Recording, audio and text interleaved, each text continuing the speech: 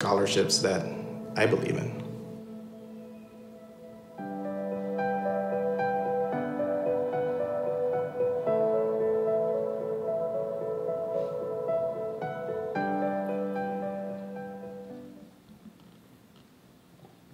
So that's just one representation of a story, as you can see, from a student, former student, and the impact that they are trying to have on others' lives through scholarships. One of the things that's really important, I think, for us to focus on during times of change is why we do what we do. And as you know, we have been experiencing a tremendous amount of change on our campus, just changes in leadership and changes with colleagues coming and going and changes in other ways. And so that why is critically an important North Star for us to focus on as we look forward. I want to now actually talk about looking forward, and I think we've got a slide here with the Chancellor's priorities. So Oscar, you did a great job. I think you got all 5 of them right. So the Chancellor was very clear when she articulated her 5 priorities for the campus when she started in July.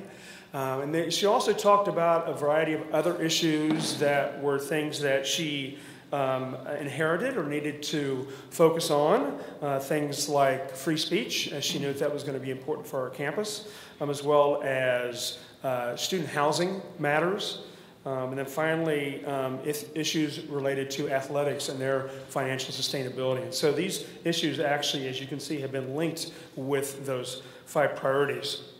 When I saw these 5 priorities, this was music to my ears. As a student affairs professional, I became very excited, very energized by the priorities that the Chancellor had outlined, because I saw that student affairs was going to be very much having a central focus in terms of how the Chancellor was able to implement her priorities. And so I feel very positive about the role that we will play as the campus moves forward with these priorities. So what I want to do now is I want to go through each one of these 5 priorities and just touch a little bit on what student affairs is doing as it relates to each of these priorities.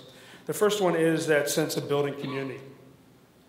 I think one of the things that Student Affairs does at its core is build community from the campus. We do this from day one when we bring students to campus.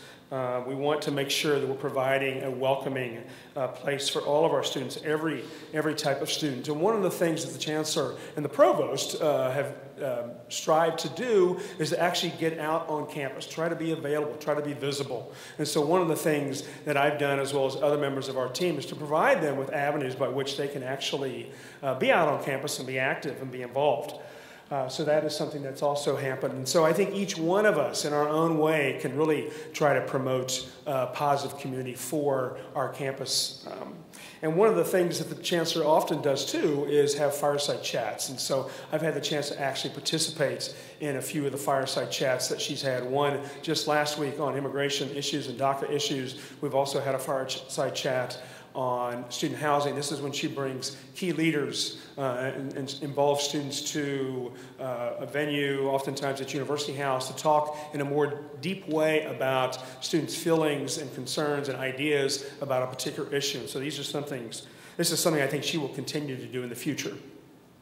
The issue of free speech is also something that is really critical to our campus. As you know, our campus was deeply impacted by the events of September.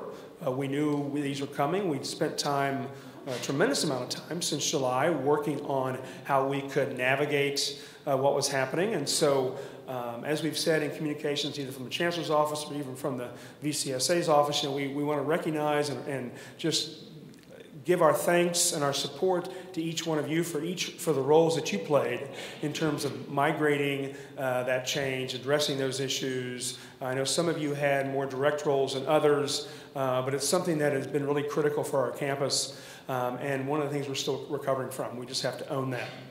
The Chancellor actually is going to very soon roll out a commission to look at the impact of these events on our campus and how we can really try to be a learning organization, how we can grow and change in a positive way around these events. Because as Oscar mentioned in his remarks, we know that these events are not over. We know that outsiders and even those internal to campus are going to continue to want to bring people to our campus to speak, and we're committed 100% to free speech and doing what we can to promote as much dialogue around critical issues that impact our world as much as we possibly can. And it's going to be important for us to be able to learn from those experiences in the past and continue to move forward.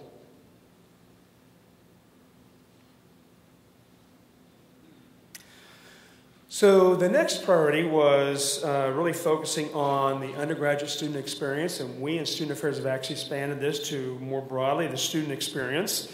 You may recall that one of the things that came out of the external review report that we had done last December, last fall, that was delivered in January, was the need to focus a bit more on services and programs for graduate students. And so we've spent a lot of time, I've spent a lot of time interacting with our GA and talking with them about how we can try to address the needs that they have. I really see a close partnership developing with the Vice Provost for the Graduate Division, as well as the Vice Chancellor for Undergraduate Education, as well as Oscar, in terms of how we can work collaboratively to try to address the needs of our students.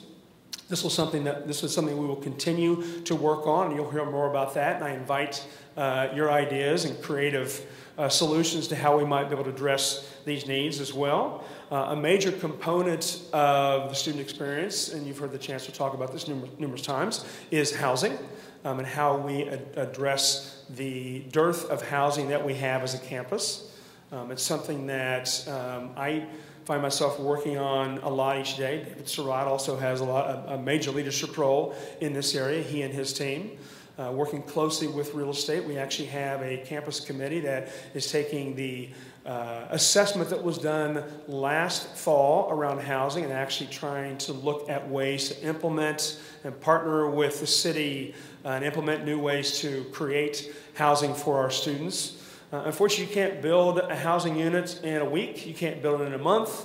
It takes multiple years. So this is really an effort in strategic planning, something that we need to spend a significant amount of time on so that we can have a lot of forethought, a lot of collaboration, a lot of careful consideration so that we can make sure that we are developing a strategic plan for housing. We're working very closely with the Office of the President on this. Now, gladly, we will be opening a new residence hall next fall on the corner of Bancroft and Dana. That's 775 beds, so that is good news. That is certainly moving the dial a little bit, but there's still a much greater need that we need to focus on.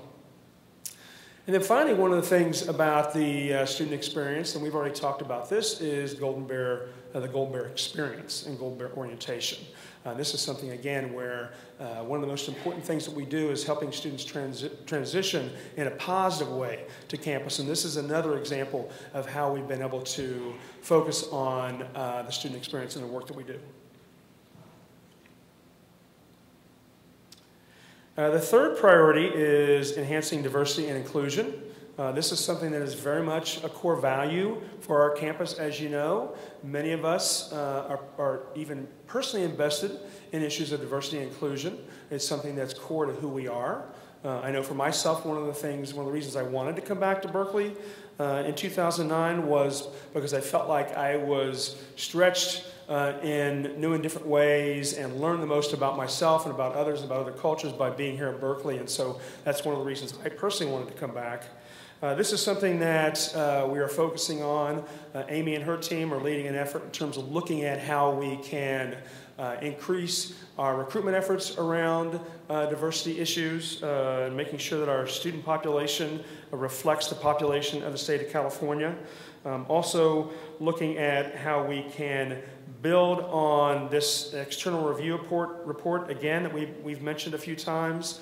Last